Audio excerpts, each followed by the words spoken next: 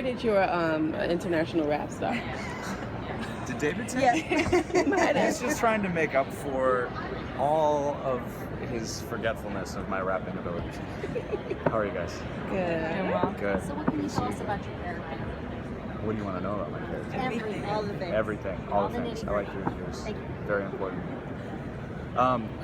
So I play Jake, who's a police officer, and in our first episode, we see as the cordon comes down, Jake's just in the wrong place at the exact right time, and so he gets stuck inside. And this is a guy who's sort of introverted and guarded and shirks responsibility and would rather follow than lead. But unfortunately, with his relationship with his best friend Lex, who's on the outside of the court, he's sort of pushed into a position where he needs to step up and be the leader inside. And it's not at all what he wants to do.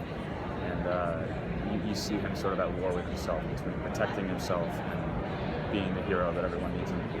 And that's sort of his journey throughout the season. Is stepping up into this extraordinary role as a very ordinary and sort of unwilling new person. But, yeah. Who do you interact with the most?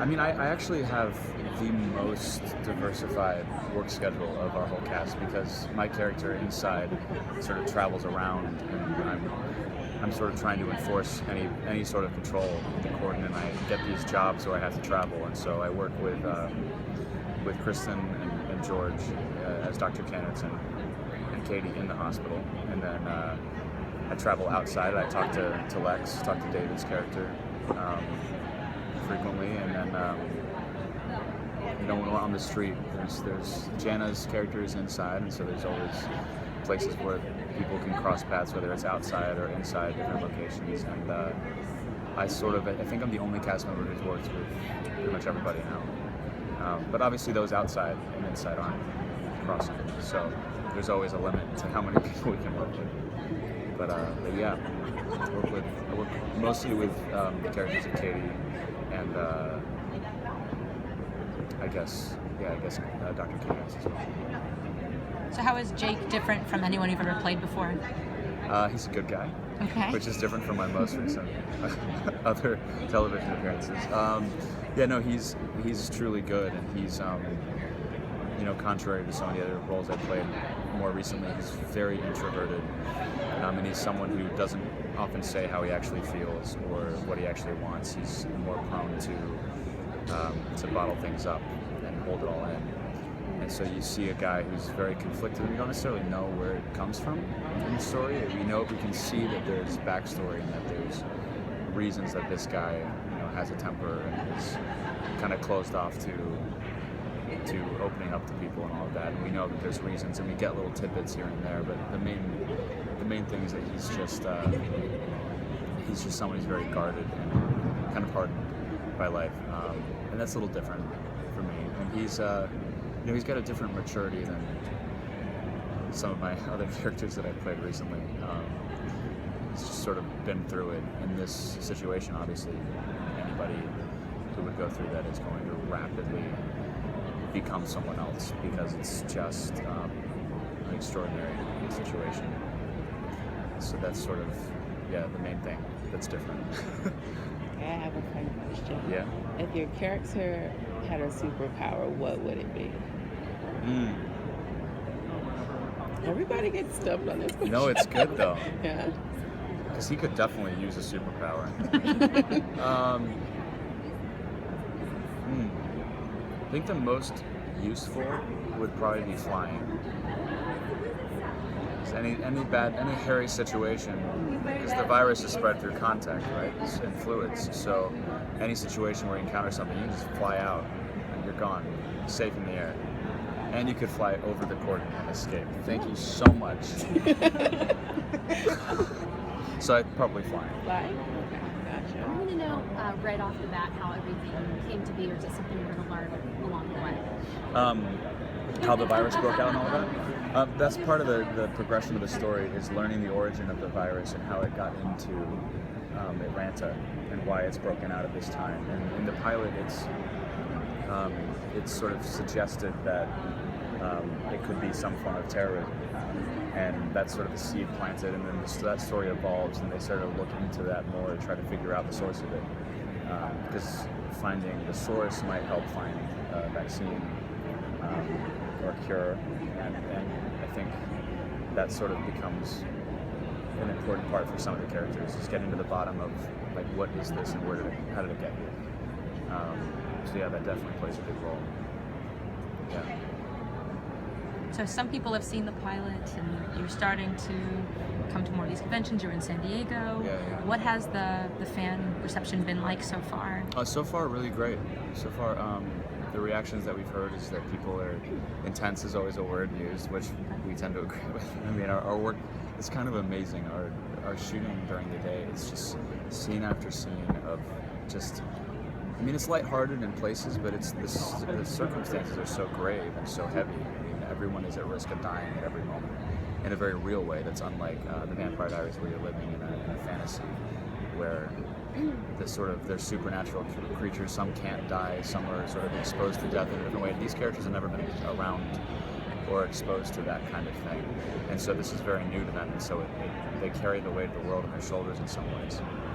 But you also see very quickly within a few days how these people try to restore equilibrium for themselves, because they can't just sit back and be fearful of what's happening and just hide out and not act. They still have to live their lives and find a way to act to survive and find food and shelter and all of that. And so you find that they find a new life, a new speed inside.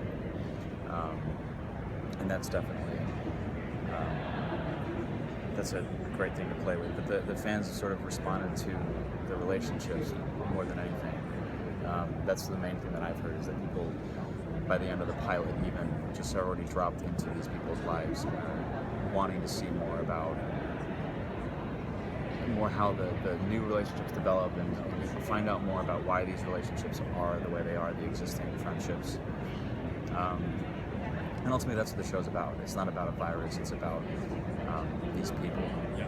It's about these ordinary people in an extraordinary circumstance that are being forced into positions that is not familiar or wanted. And so it's normal people sort of becoming heroes. I think people connect to that because it's stripped down, and it makes you sort of like the Walking Dead would do, where you go, how would I respond in a zombie apocalypse, except this is real. And if a virus like this did break out and people were stuck in this situation, it's hard to not put yourself into these situations and sort of feel with these people. So I think that's why people have responded. Do you think it's going to take the network in a new direction, or open up Yeah, I mean, a demographic? that's definitely a goal, you know. And for us, it's just trying to make something that speaks and something that is its own voice, and not trying to appeal to a certain form or audience. And the network's been very brave in doing something that's so polarizingly different from their other fare, but also taps into the same, people like stories about heroes, and that's why we have so many superhero shows that do well, is because it's exciting to watch that, and seeing normal people having to sort of become that is a similar experience, I think, for viewers. So I think the same fan bases will engage, but it's definitely a more mature show, and it's a bit less stylized and more gritty, and sort of right inside the action. Yeah. How do you favorite Cena episode you can tease? Oh gosh. Honestly, we are so lucky to be working on this show, because every script we get is just so electrifying to read. We as the cast, we just got episode 11. We're that far down the line this season. We just got it yesterday. I mean, our cast texting each other and reading it, and everyone just responding and saying, "Oh my God, wait till you see this, wait till you see that." It's just all we're so grateful for these stories, and it's really hard to look back and pick like what the best part is, because it's all so rich, and there's so much that happens. But I mean, it's all a forward momentum building to the end of the season. It's very much a linear story in its timeline.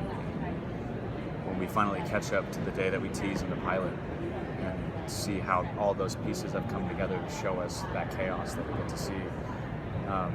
So it's almost a very rewarding experience because we've seen how these people's stories start to interweave and how people cross paths. And, it's hard to pick a moment. It's my favorite. But the end of the season, the last few episodes altogether are just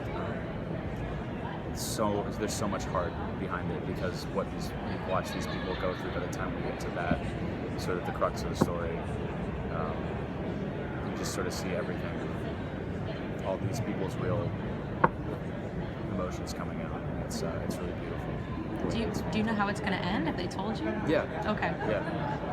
There's Yeah. 2 more scripts, right? Yeah. There's Okay. 2 more scripts. But yeah. They just gave us the ads. Yeah. This was fun, guys. Yeah. Thank you. Thank you.